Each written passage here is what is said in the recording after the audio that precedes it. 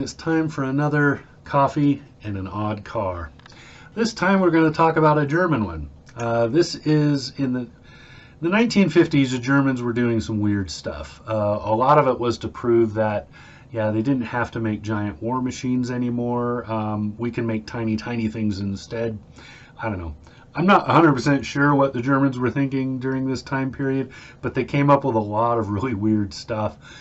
This is one of them. So the Tg500, also known as the Tiger, was a tiny little four-wheel two-seat, and the two seats were tandem, which means driver in the front, passenger in the back.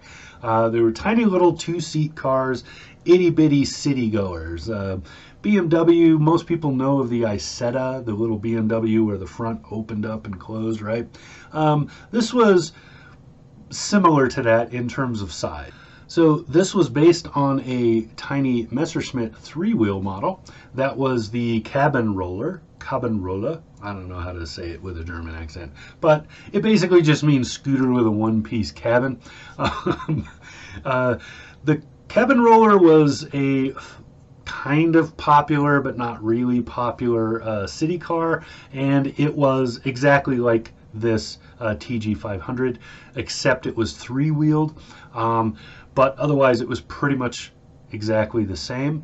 FMR, the company behind this, I'm not going to try to pronounce their actual company name because holy crap, but anyway, they bought the rights to the Messerschmitt and were making it to sell, and they decided to modify it, make a four-wheel that was more stable, and try to sell that as well.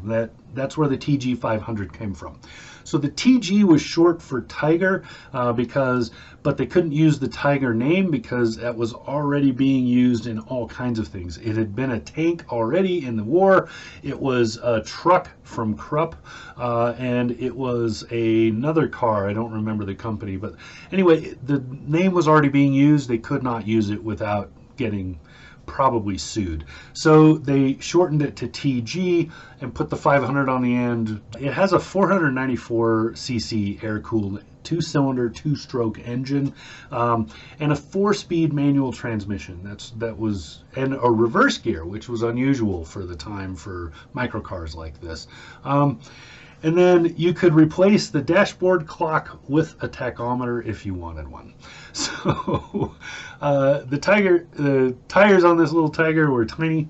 It had a 44-inch track, fully independent rear suspension, which the engine set upon, so it was a rear engine vehicle.